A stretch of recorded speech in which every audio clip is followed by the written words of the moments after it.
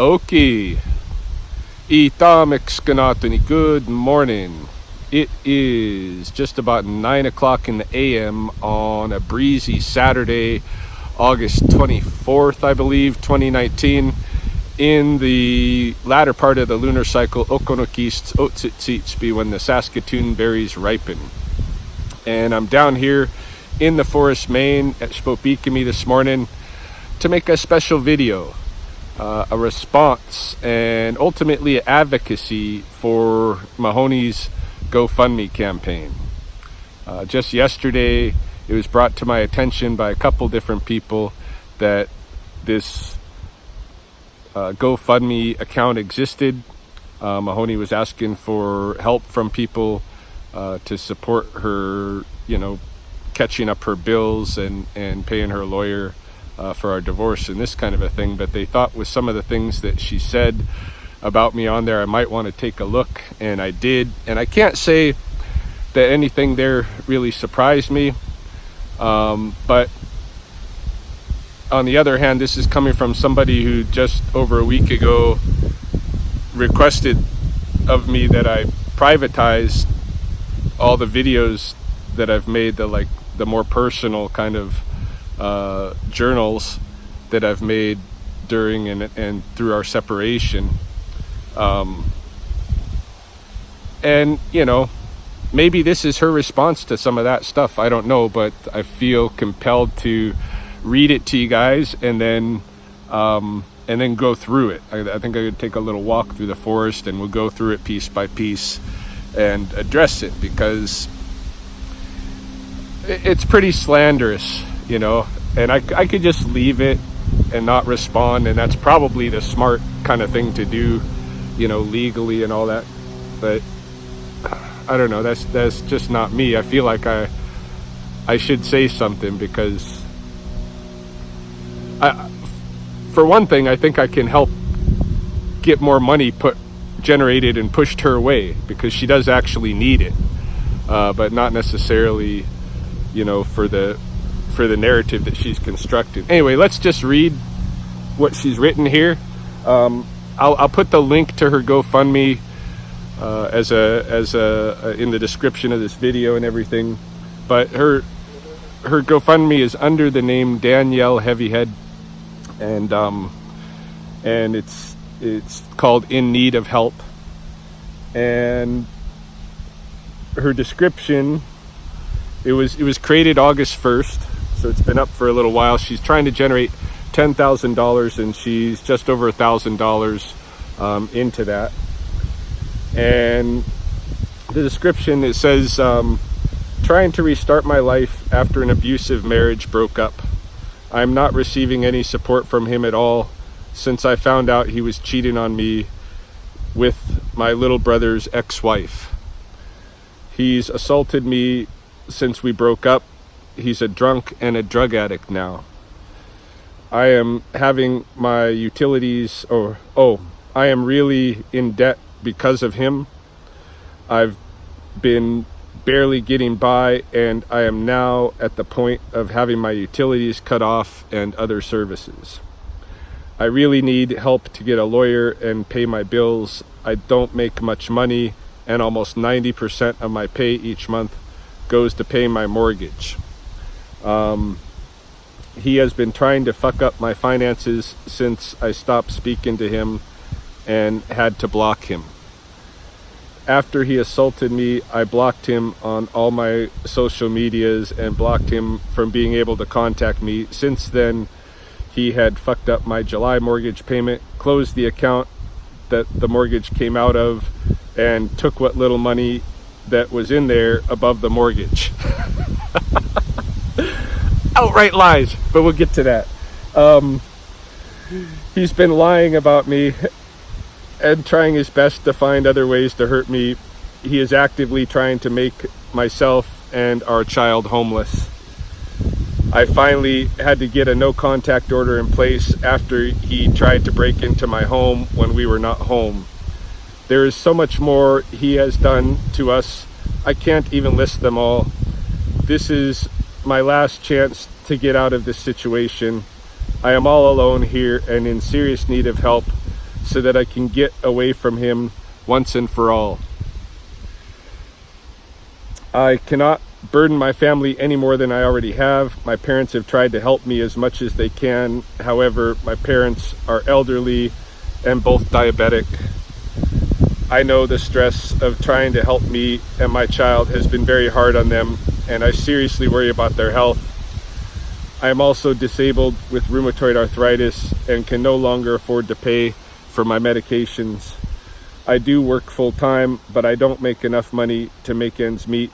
My ex has been unemployed since 2015 and refuses to get a real job because he thinks he's going to be a YouTube star. If you can help us get out of this situation, I would be so grateful. I know I'll never be able to pay it back in cash. Maybe someday I'll be able to pay it forward. Thanks for listening. All right, so that's her plea. Let's go talk about it. Well, obviously this is not going to be a video with a bunch of nature content. You won't see any rattlesnakes or skunks or raccoons or any of the sort here today, unless I happen to come across them on the trail as I'm walking.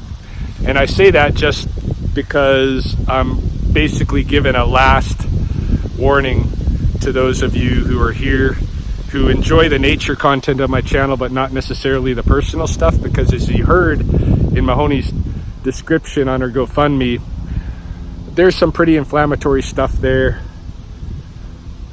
There's some things that need to be addressed. There's some dirt there, and I'm gonna address it. So if you're here because you only like the nature content of my channel, or if you're one of those people who are easily triggered and offended when I journal in my journal, then it's time for you to make a graceful exit from this video. Go check out my other videos in the future or whatever you want to do. But don't hang around here and give me nasty comments afterward because it wasn't the content you wanted. This is going to get personal, and it's going to probably get a little bit dirty. Those of you who are sticking around, let's just start from the top and go through the description of this GoFundMe campaign one bit at a time. So Mahoney begins her narrative with a sentence that reads, this might not be word for word, but it's very close. Trying to restart my life after an abusive marriage broke up. You know, it couldn't just be described as a marriage. It has to be described as a abusive marriage. I would describe it as a very successful, amazing marriage. You know, what I remember it as is falling in love with a 19-year-old girl, stealing her away to elope in New York, going on this big adventure, repatriating bundles from museums around the country, bringing them home back into ceremony, you know, getting into Blackfoot post-secondary education, both of us, her getting situated in the University of Lethbridge, me at Red Crow College.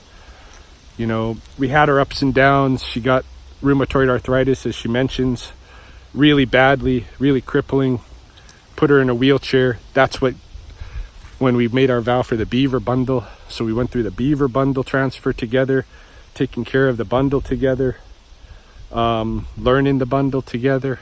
Very few people know that ceremony today, and we do. The Beaver bundle got us really much deeper into our work with wildlife, and that's a whole nother side of our lives that, you know, would have never happened without our marriage. Even the photo that she shows on her GoFundMe page has Anya the raccoon sitting on her shoulder. That would have never occurred were not for her, you know, relationship with me. And, you know, like, as far as abuses go, there wasn't any abuse. We traveled the world together. We had a good time, you know. We had a couple of shakeups in there. But for the most part, we had a good time, and we were on a good trajectory. But I don't know exactly what happened, but it's come to an end. You know, that particular face of our relationship, I'm not of the kind to want to like throw Mahoney away, that I don't want to see her again, don't want to talk to her again, don't want to be her friend, but I sure don't want to be her enemy. And that's obviously what she's trying to frame me as all the time, and it has been from the very beginning of our marriage. You know, there was I think I've talked about it before, but even in the first month of our marriage, I think, or the first couple of months, we were on a Greyhound bus going across country, and we put our used toothbrushes into the same bag that we were throwing our food trash in, and I ended up cleaning up after us, throwing away our trash bag and throwing away our toothbrushes inadvertently in the process. And Mahoney turned on me, saw it as a malicious act on my part, and was mad at me and wouldn't talk to me for several hours. And then when she did, she would talk to me angrily for a bit. You know, hurt me right from the start, but it set up basically the context of what would be our fights from then on, which would almost always be Mahoney perceiving malice in something that I did that had no malicious intent whatsoever, you know, and framing me as her enemy, as someone that's against her. And that continues to this day, and you can see it strongly reflected in her GoPro or her GoFundMe account. So yeah, so I disagree with the abuse thing, but there's a whole bunch more. All right, let's move on. I am not receiving any support from him at all since I found out he was cheating on me with my little brother's ex-wife. All right, so there's a couple of different things going on here. First, the claim of having no support. I'm assuming that she's talking about financial support, but that might not be the case. If she's talking about other supports, I seem to recall that since we separated on the 1st, 2nd of January, for the next 3 months, I continued to drive her to and from work until she wouldn't accept rides anymore. I continued to drive her to work. I continued to go over and clean her house, maintain her house. You know, I was there when she wanted me to be there, except I wasn't going to live there anymore. The marriage part was done, and she'd convinced me of that. You know, the second day after I'd been kicked out, you know, for a couple of days I rode around with all the the things that I was taking with me. They were in my vehicle. I didn't unpack. I went to sleep at Chelsea's, but I never unpacked for a couple of days. But then I became convinced that, yeah, the marriage has really got to be over, because there's going to be a resentment that's on her part that's just never going to go away. And so we might as well part at this point as far as the marriage is concerned. But all along, and I've been documenting this in my videos, I've wanted to maintain a good and amicable relationship with Mahoney. I didn't want to cut her off, throw her away, that kind of thing. And for a while, she was same-minded and things were very amicable. In fact, up until June 19th, really, even though we'd had a couple of, really intense fights during the breakup, not physical, but we'll talk about the whole assault thing that we'll get there. But even with the kind of intense verbal arguments that we'd had, we were still, for the most part, amicable and able to communicate and even have fun together. And I've documented that. So if it's emotional supports and that kind of thing, I've definitely tried to be there. If it's financial supports, same. If she's claiming that she's had no financial support from me, it's just an outright lie. I have it documented. I have a list, in fact, on my phone, month by month, of the different monies that I deposited into her account for her. I can't read it right now because I'm recording this video, but I'll stream it. I'll stream the numbers here so you can see some of these numbers. I've tried to give her at least $1,500 a month since I left, even though I wasn't making any money in the winter. I've tried to, somehow pull together $1,500 a month, give it to her. I wasn't helping Chelsea's household, even though I was living there and relying, I was buying groceries and stuff, but Chelsea was paying all the bills for, the first while that we were together there. Everything that I had was going to Mahoney. And so, her claims of having no support are bogus. She's had lots of support. And from what my lawyers told me, a lot more support than I really need to give her, because I was giving her more than half of our household typical bills. Just a little more than half at $1,500 a month or so. And really, my lawyers told me all I need to really pay is not even half of the mortgage and the homeowner insurance. She's living there. All of the utilities and that stuff is on her, if she's going to be the one living there, and more than half of the mortgage is supposed to be on her. It'd be different if, all the way along, I'd been making a ton of money more than her, but she's been employed full-time professionally at the University of Lethbridge for well over a decade, making a professional wage, and in many years more than I was making. Like she mentions, we'll talk about my work history from 2015, because she kind of is full of shit there too. But as far as my income from 2015 till present, she's made more than me. We've made pretty similar, but she's made more than me, so she has no claim for alimony or anything like that. Our child is 27 years old, grown up, been very working responsibly since she was 17 or so, and for the last decade at least, and is now going to school and getting some living allowances and stuff. So financial support argument that she hasn't had any is bogus. And in fact, in several of those months, I gave her more than that. And in the past couple of months, I've paid our whole mortgage plus fees that are incurred because of some of the things that she did. But we'll talk about that. Any case, the whole claim of no support is bogus. And then she wanted to point out, and this is part of the narrative around her being a victim, and is she caught me cheating with her little brother's ex-wife. So yeah, she did.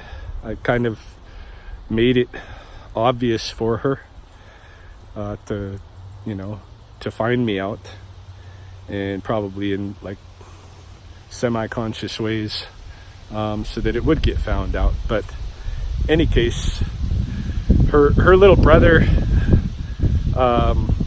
it's not her actual little brother. In fact, he's not genetically really related to her, except very, very distantly. They don't share any parents, but he's her first cousin,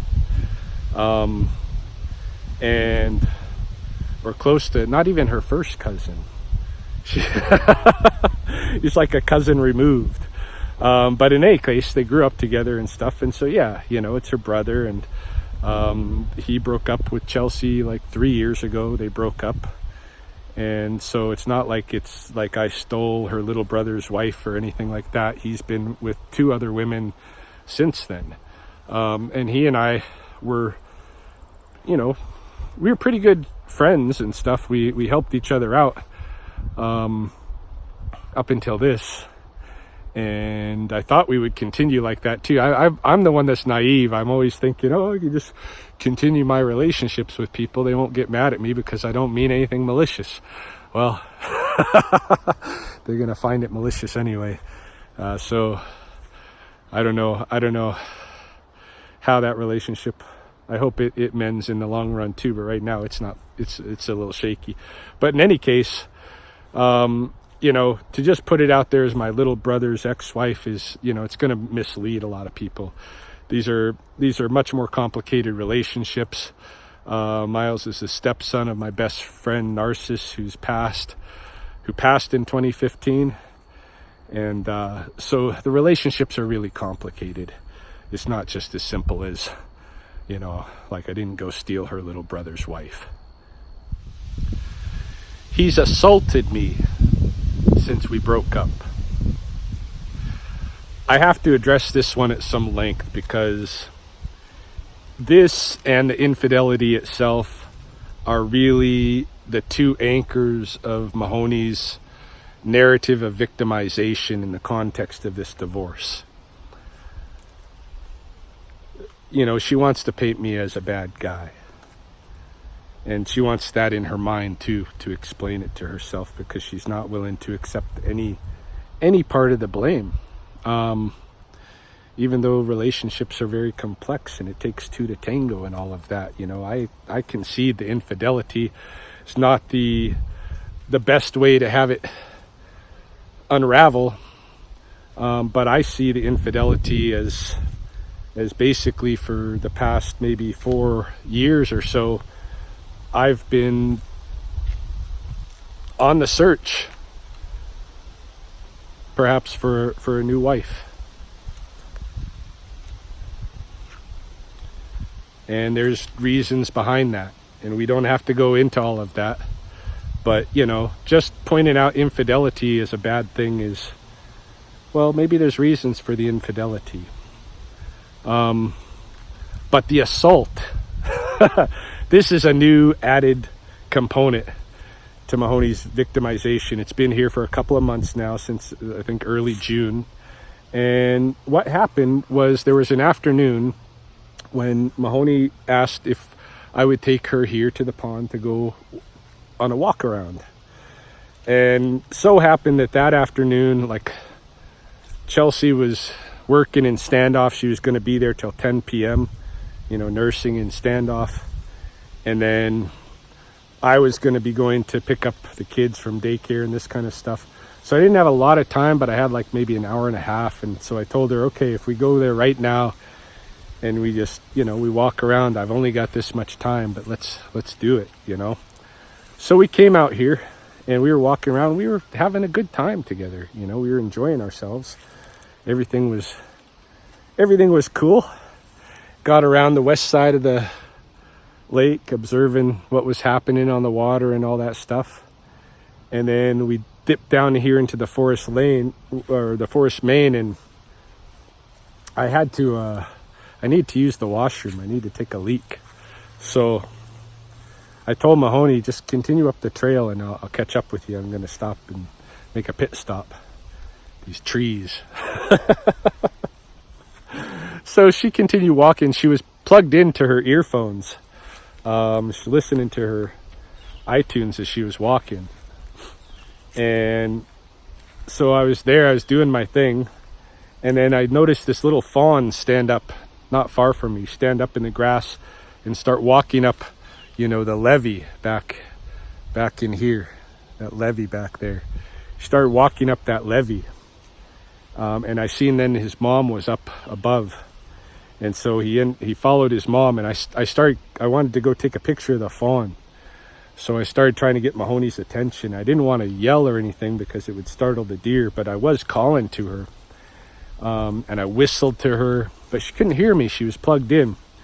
And so I just walked up the levee myself, tried to get a picture, but the fawn and the mom went down the opposite slope, and then the fawn herself just bedded down somewhere down there and disappeared. So I never got my picture, but I ended up on top of the levee. And then I thought, well, I'll walk along the levee in the direction Mahoney's going till I see her on the trail, and then I can cut down in. So I walked along and I didn't see her, and I kind of got to the point where she should have been coming up. She wasn't there, and then I got a text message from her asking me where I was. So I told her I was up on the levee. I got diverted by this fawn I was trying to take a picture of. And then she freaked out, and she called me, and she was screaming at me, telling me I always leave her. There's obviously a bunch of stuff mixed in this, but she's like, you always ditch me, and fuck you, and like she started hiding in the forest basically from me. And I told her, I don't have time for this. We have to go. I have to go pick up those kids. So let's just go get in the car, and I'll take you home. She wouldn't come out of the forest. She wouldn't come out. I tried to phone her. She wouldn't answer the phone. When she did, she just cursed at me. At one point, I seen her come up from the forest at the south end of the levee. And I was way back over on the north end of the levee. And so I started yelling to her, because of course she wasn't going to walk in my direction. So I started yelling at her as she's walking away. Then I ran to catch up with her, and I didn't catch her until she's almost on the southwest side of the pond. Catch up to her, and at that point we argued.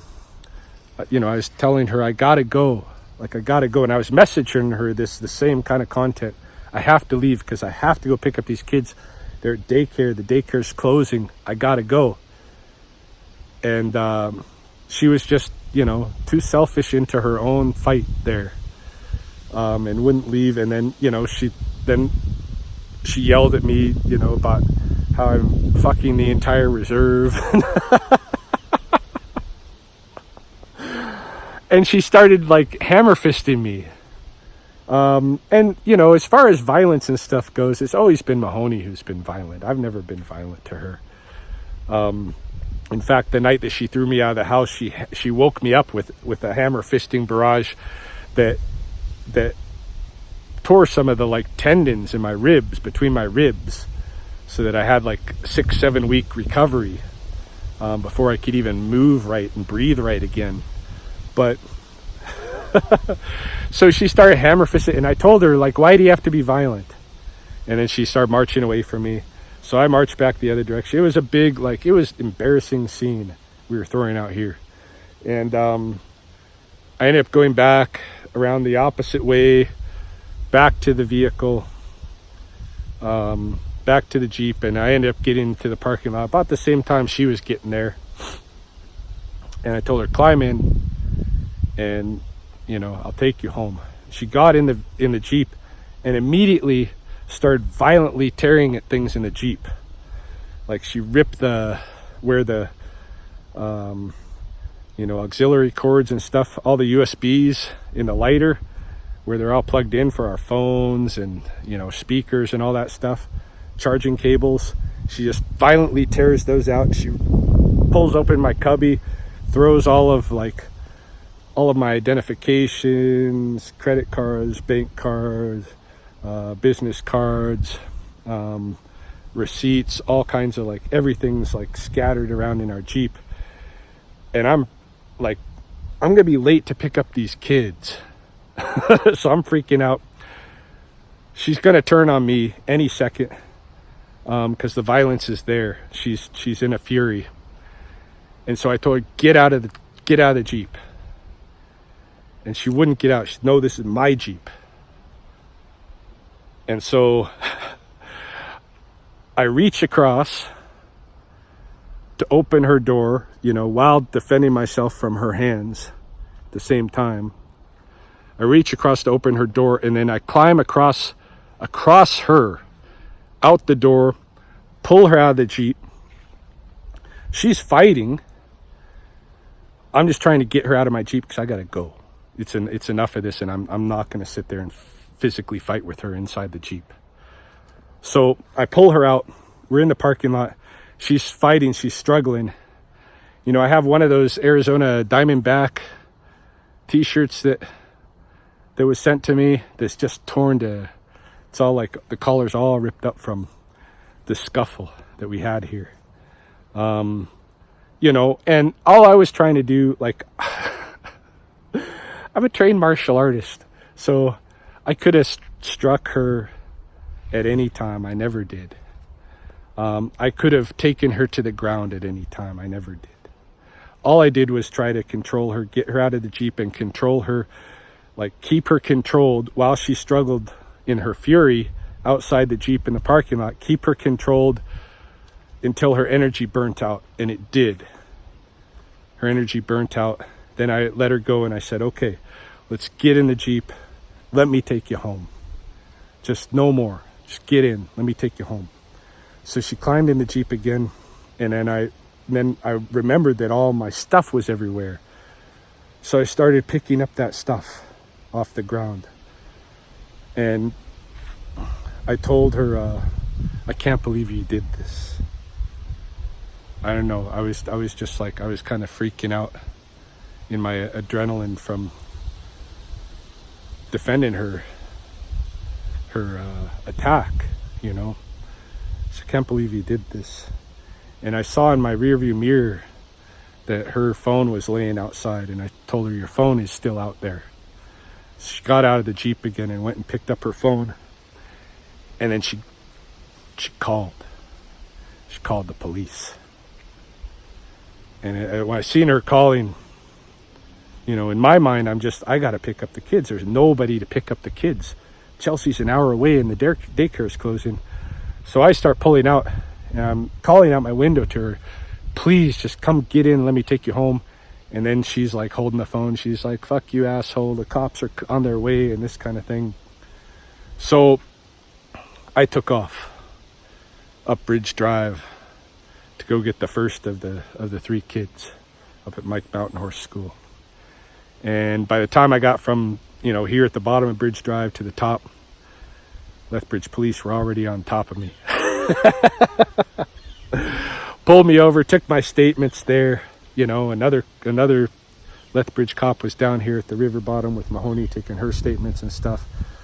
And then they let us both go.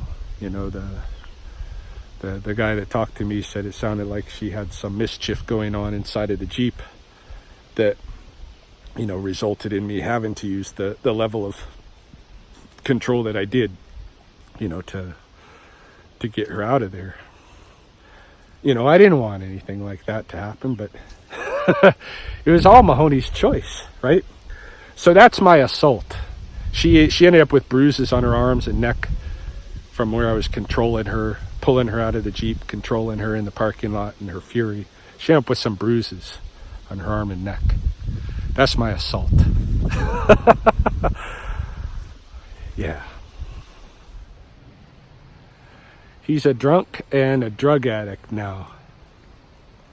Okay, so clearly she's, you know, just putting on layers, right? He doesn't support me at all. He assaulted me. He's a drunk and a drug addict. I mean, admittedly, and I've said it here on my channel over the past several months as I've made personal videos, admittedly, I've been imbibing too often, too much in alcohol. I agree with that. You know, I think that I could greatly reduce my alcohol intake and it would be a healthy thing. I'm not claiming to be a perfect person, you know. I've got my vice and this thing that's like really dysfunctional that I've been kind of turning to and not really turning to. I don't really agree with it. Like I can fool myself into thinking that I'm using, you know, alcohol or marijuana, which is the drug that so I'm a drug addict because I've smoked some marijuana, you know, like nothing that Mahoney herself doesn't do. But it's not like, you know, she's on a slew of opiates for her arthritis. And on top of that, the alcohol and marijuana and that kind of stuff, at least up into the point where she stopped communicating with me. I don't know what she's been doing, you know, in the past 2 months, but, you know, it's not like she's clean living. And I know the issue that I have to deal with. I know that it's not like necessarily a coping thing, that it's probably more of a signaling thing to say, to the world, hey, there's a problem going on here. But there it is. There it is. I agree. I could stand to reduce my alcohol intake. I don't consider myself a drug addict. You know, the worst things I've done is marijuana and psilocybin mushrooms. Neither of which I think are necessarily unhealthy for anybody.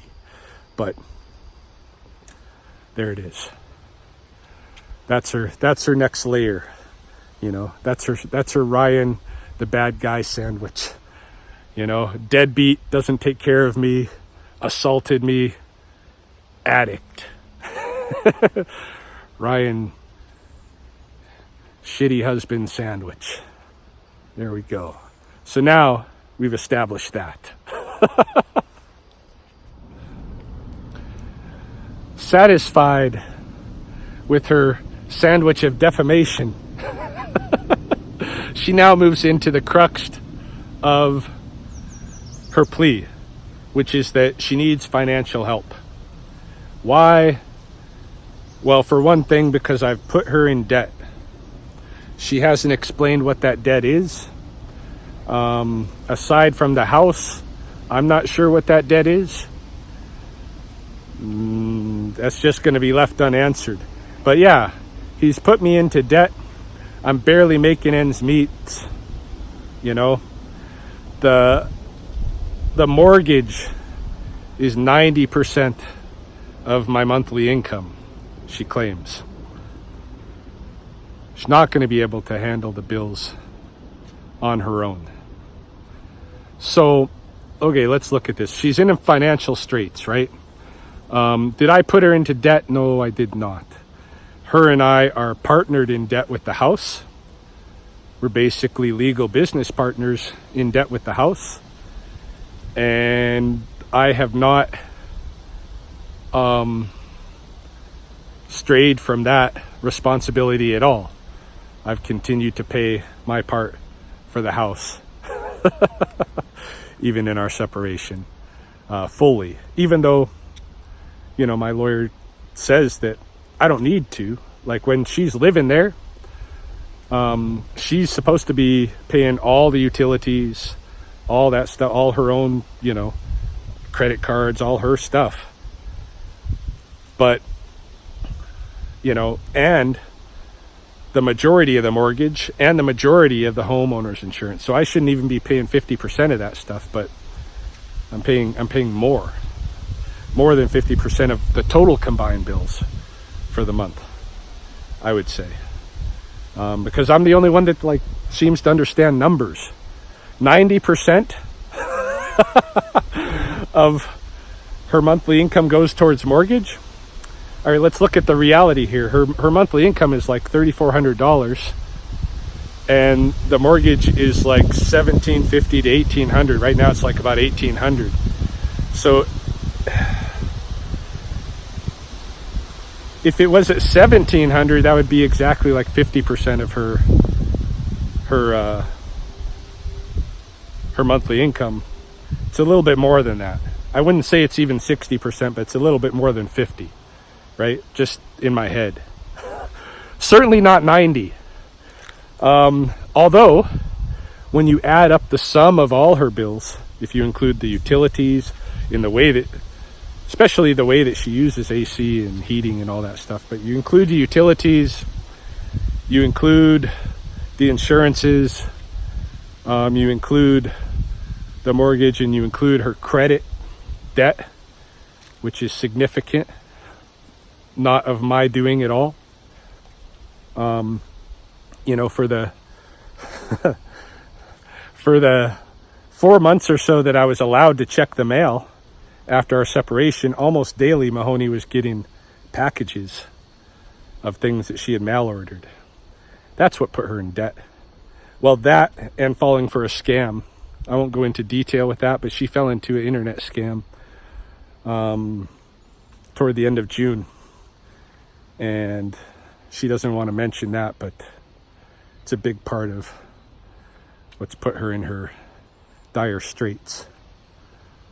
Let's just say that, like, ladies, when you separate and you put that out there on social media that you've separated from a long-term relationship, expect the hustlers, expect the grifters to come try to screw you over, because they will. And Mahoney experienced that, and unfortunately she got kind of taken, and that's not my fault either, you know. But any case, when you add up all her actual bills, all her own debt, plus the mortgage, plus all that, you know, plus the regular utilities and internet and, you know, just the regular odds and ends, yeah, it's more than she makes a month. Or it would be just about all that she makes a month, and she wouldn't have any money left for groceries and that kind of stuff.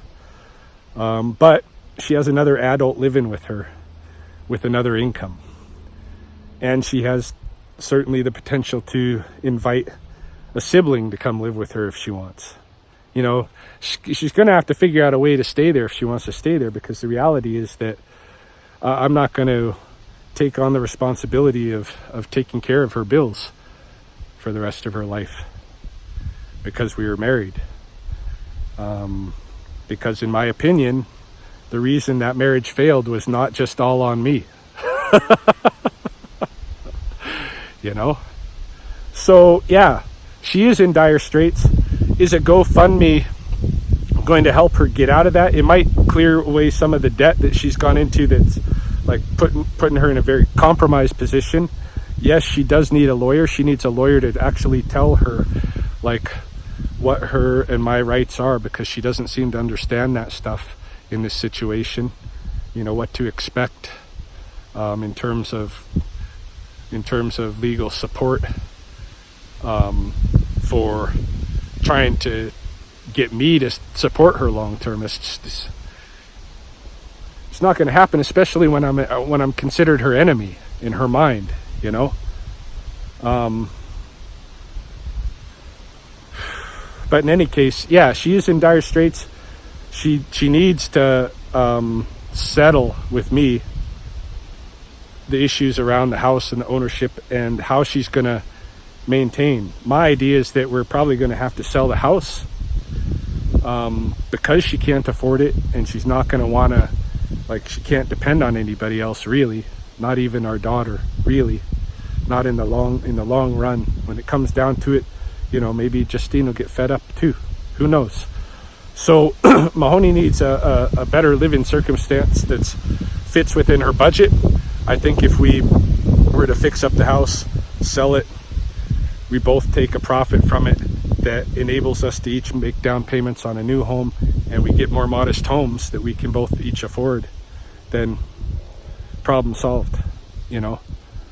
If she wants to stay in that house, she's got to refinance it on her own, not with me, and make that happen. Anyway, yeah, she is in a budget issue. She does need money. She is strapped. It's not necessarily because of me, but the problem is there, and people have started to help her. Although I don't know how much she's like kind of brought this campaign public, but I see even she probably put it on her Facebook or something, because even my aunt Bonnie donated $100 to her cause. You know, my aunt's just good like that, you know, and that's been a whole different situation in the context of this separation too. Like my family's not had animosity toward her, but can't say the same for, you know, at least all members of her family. I get some of her cousins are okay with me still, but you know, that I've bumped into, and we seem all right, but others not so much, right? And you know, why? I haven't changed as a person since they liked me, but whatever. Anyway, yeah, she's strapped. Next 3 or 4 sentences, next section of her paragraph there kind of reinforces that the financial stress is largely my fault. And it's because in her mind, I am, again, maliciously, purposely trying to fuck her over. She uses the term fuck. Yeah, I'm trying to mess her up, sabotage her, make her homeless, all this kind of stuff. And I messed up the mortgage for July. I messed it up. And then, not only did I mess up the mortgage, but then I changed the bank accounts that it's supposed to be withdrawn from, and I took all the remaining money from her account. This is what she claims. Let me tell you what really happened. And I've said it already. It's already documented on another video, although I probably privatized that one from the beginning. There are privatized videos that I've made along the way just to keep a document of some things. But what really happened was that Mahoney got internet scammed at the same time as she was leaving for London for a couple of weeks. She was doing this international travel. She didn't have a bunch of money. She just was getting paid end of June, going into July. And she transferred all the money and more from our account, our joint checking account, into Justine's private account. And they were going to use that money from Justine's account while they're on their travels, because Justine went with her as her escort, our daughter. And so when I looked at our account on like July 2nd or 3rd, I saw that our mortgage was bounced, that we had a $1,800 something negative balance in our account. And so I phoned her in England and said, our mortgage is bounced. And she said, oh shit. And then she said, well, I'm on the other side of the world, you're going to have to deal with it. So I talked, she wouldn't pick up phone calls. She just hung up on me, and it was done, She wouldn't answer messages. She wouldn't answer emails. She wouldn't answer phone calls. Tried talking to her parents, because I was, I've never even missed a rent payment in my life. Not even by a day late, And so for me, having a mortgage payment bounce was a big deal. So I was frantic. I tried to contact her. I contacted her parents, her mom. Her dad was out of the country at the time, although I was messaging him. But her mom communicated with me a little bit. She just basically said, it's your problem. You deal with it. I think you can help her. So I talked to the bank, and the bank recommended that if she's going to do things like this, that I not be on the line for it. Close the joint account. The only way for me to close that account would be to pay it up to current, to a zero balance. At the time I was talking to the bank, the mortgage had already bounced all the way back, so the money was back in there. So, but the bank, because of fines and other first of the month little bills that came out, the bank account itself was at a $400 negative balance. So I had to pay $400 just to close the account, and then talk to the mortgage company, give me 10, 14 days grace to come up with a mortgage payment, which I did. I paid the whole mortgage of July. I didn't know whether or not she was going to contribute to August. She did not.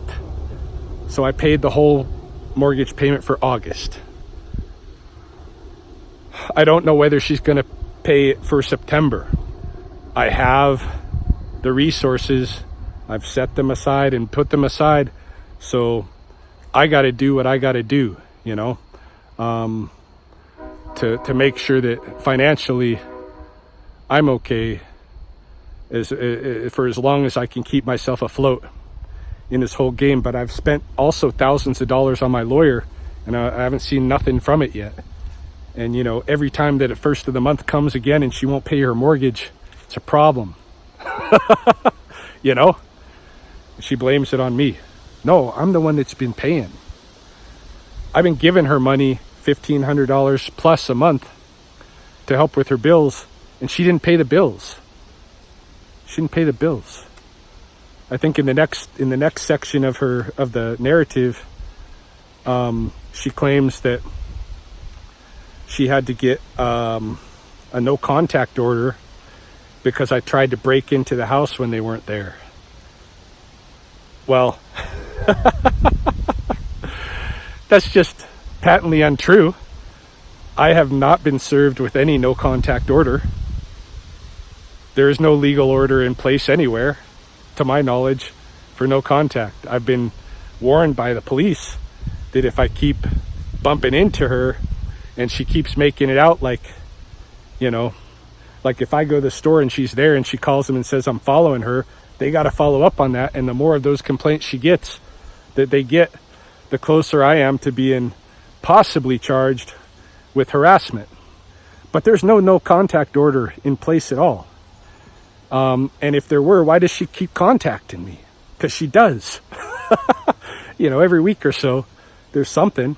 She breaks the barrier, contacts me, and then when I respond to her, then she, goes either she just decides to shut off the communication again, or, she finds some way to involve the police.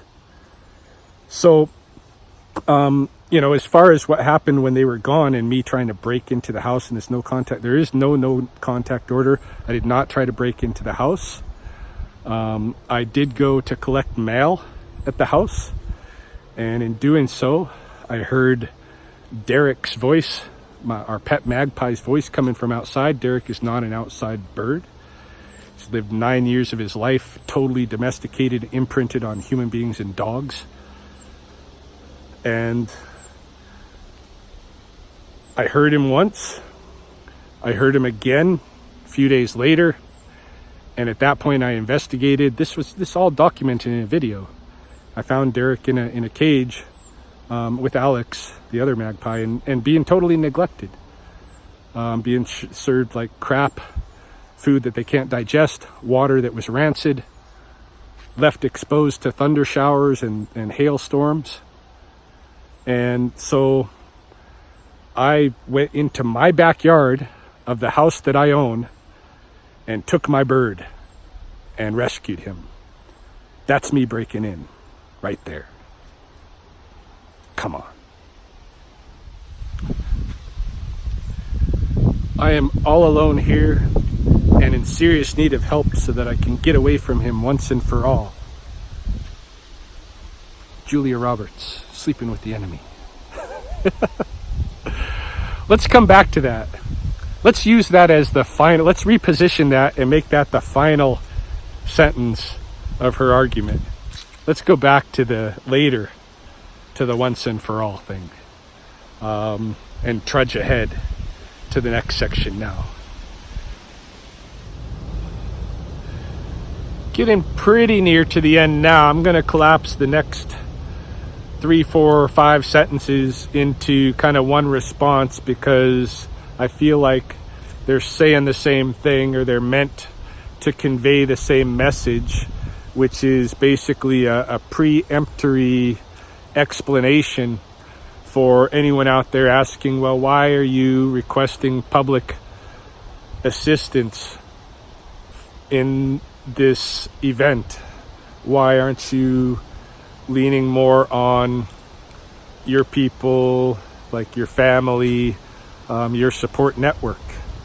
And so just up front, Mahoney says, she's basically alone. I'm not helping her. Her parents, who would be the next likely source for her to go to, cannot help her right now. And that's not because of their diabetes, by the way, but more because, they're already assisting 4 other grown children in their lives. So, like, basically it's all saying the same thing. It's saying she has nobody to lean on. She has nobody to lean on, and she herself has medical conditions which make her even more vulnerable. and she can't even afford all her medicines right now. Well, she has both Indian healthcare and university Blue Cross healthcare, so her core medicines are actually taken care of. That statement's a bit misleading. There are probably some extra things that she orders that both of those organizations do not feel are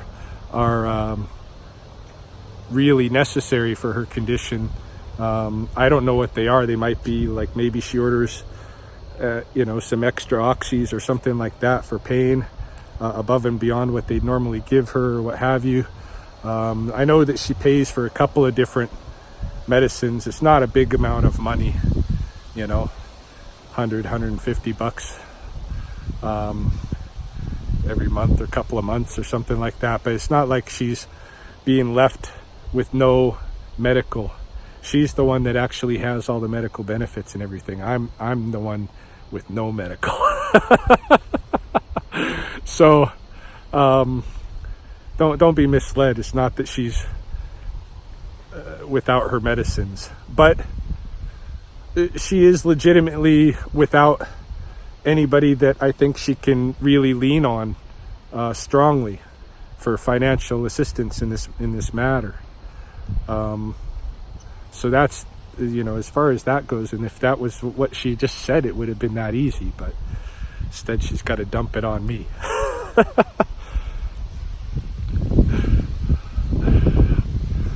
Another reason why she can't lean on me comes up next, but I thought I had to treat this one separately, because she says, my ex has not had a job or has been unemployed since 2015 and refuses to get a real job because he thinks he's going to be a YouTube star.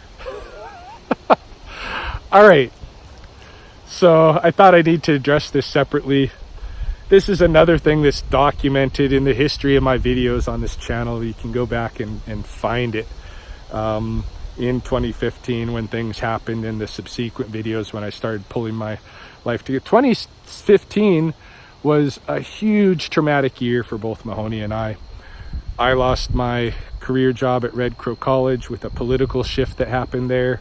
And at the same time, we had to move from our rental house into our new house. Well, we had to, in a panic, find a new house and buy a new house and make things happen with no money, because we were being forced out of the rental house, and we knew nobody was going to rent to us with our pets.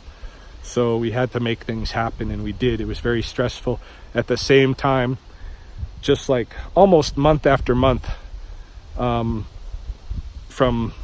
the end of December, until going into the summer, all of our closest friends passed away. People who we considered basically like family, but people who were very close to us. Our elder for the Beaver Bundle, our partner for the Beaver Bundle, a man who we considered our grandfather.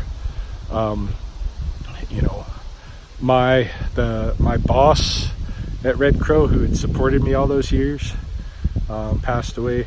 These people were just one after the other passing on us, and it was rough. It was very traumatic. I've talked about this in my videos before, and one of the lessons that I took from the way that I lost my job, and it was basically without any kind of severance, because we parted on bad terms, and if I wasn't willing to publicly eat crow and give them public apologies for what they considered to be my bad behavior, my insubordination, then I would have no severance. And so I took no severance.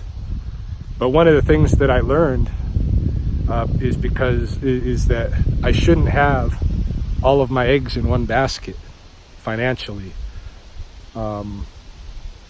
Just relying on, I thought I was going to be there at Red Crow for the rest of my career.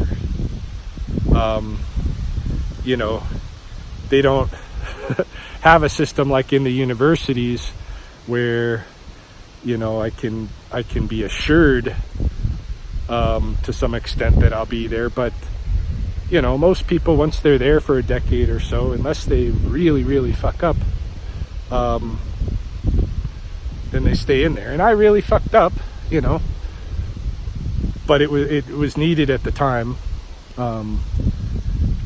because our entire program and the thing that we built for more than a decade was being attacked by a new administration.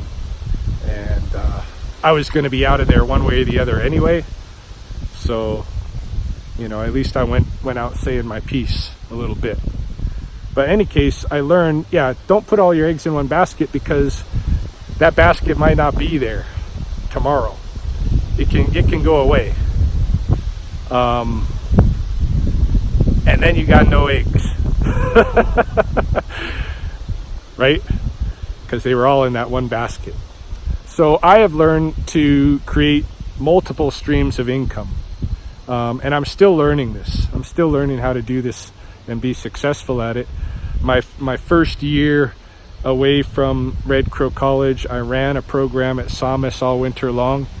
A very successful urban Indian transition program. I taught a course for Native American Studies at the University of Lethbridge. I believe that following summer. I was an instructor at Lethbridge College last winter. In all of the summers, I've had my affairs financially taken care of through the work with the rattlesnakes and the skunks and these kind of things. I have some money coming in through my YouTube monetization. Yeah, and at some points when I have a viral video, that money gets pretty significant. But I'm not trying to rely on just my YouTube. I have all these different streams of income. I go into the schools. I get a little bit of money for doing public talks and these kind of things. My walk-in talks on Sundays. I've got all these different streams of income. And to me, I feel safer than if I was to take a quote-unquote regular job. I feel safer because if I lose one of my streams now, it's okay. I can lose a stream, and I don't lose everything. It's not all my eggs. I got all my eggs in a bunch of different baskets, and it makes life difficult because I have to hustle. I can't just be like, I got to work from 8:30 to 4:30 Monday to Friday or whatever the shifts may be, and after that I'm not my job. In my life, I'm just being Ryan, and in different ways I'm finding ways to monetize doing my thing and expressing myself. Some of that is through the YouTube, but very little compared to all my other stuff. So it's a ridiculous claim, but it's just one of her ways to try to jab at me, try to hurt me, rain on my parade, calling me down. He's a dreamer. He's trying to be a rock star. Whatever. Moving on. For the last few sentences of Mahoney's description, she is talking about how she'll be grateful for any donations that are received. Her and Justine will be grateful for this, and that she knows she may not be able to pay those things back, but she'll be able to play them forward, hopefully, and help others in situations of crisis and this kind of thing. And she thanks everybody for listening, or in this case, reading. I got no gripes with any of that, of course. I do want to go back to that statement from before, though. The thing about how, this is my last chance to get out of this situation. She's looking for help so that she can be done with me once and for all, be away from me once and for all. Again, it's harping back to this thing it's almost like she's suggesting that she feels threatened, she needs to get away and this kind of thing. But as far as, disconnecting from me, the last connecting threads are the financial threads, and that needs to be dealt with. And the only way it's going to be dealt with is if Mahoney comes to grips with the process that we have to go through and walks through it with me. in one way or the other, either through mediators or through courts or what have you, but we got to go through it. And that's going to be the disposition of the house. And, you know, looking at what she makes, it's possible she'd have to like tighten up some things, but it's possible that even with what she makes, she could stay there. Definitely with her and Justine with two incomes, even though Justine's income isn't large because she's a young person, that'll grow in time. But even with what it is right now, they should be able to get by. They should be able to get by, but things will be kind of tight, you know. They won't have a lot of slack room in their budget. Things could be better if, you know, we fixed up the house, sold it, made a little profit, so each of us could get something a little more modest that we could afford, each of us, right? That's my thinking. But I do want to like add my voice to the plea. You know, help Mahoney if you felt like assisting, you know, along this journey that we've been going through, this transition the last 6 months or 7 months, 8 months, what have you, that we've been going through. If you felt like helping anytime, I know that like on previous videos, there are one or two people who would comment and be like, you know, well, you know, why should I help you with anything? I'm going to help Mahoney if I'm going to help anybody. Well, go. Here's your chance. Go help Mahoney. She needs help. She needs to get at least a sit down, you know, pay $300, go sit down with a lawyer so that the lawyer can tell her this is what it's the options for the future that are realistic. And so that she can plan and move forward with this. I know she's probably got some debt. She obviously wasn't paying our bills for several months in a row to get to the point where they were going to start cutting off utilities and such. That was money that she should have been paying but didn't. It was money that she led me to believe was being paid but wasn't. And you know, I don't know how far in the rear she is. I don't know how much debt she got into pushing money over to this internet scammer. I have no idea. I have no idea any of that stuff because I haven't, you know, been connected with her financially for a while. We had the joint account that the mortgage was coming out of alone, but that's now of course gone for the last couple of months because of what happened, what I explained earlier. So Mahoney does need help, and I don't even know if $10,000 is going to be enough, but what she's aiming for. But she's only got 1,000, and that's over the course of what looks like pretty much the whole month of August. So, you know, any help that I can direct her way, I'm going to do that, right? And hopefully she can do something with whatever comes of it, something productive, so we can move forward with this, and she can be done once and for all, if this is what she's looking for ultimately. So go Fund Mahoney. You can find the link in the description section of this video. Thanks for watching.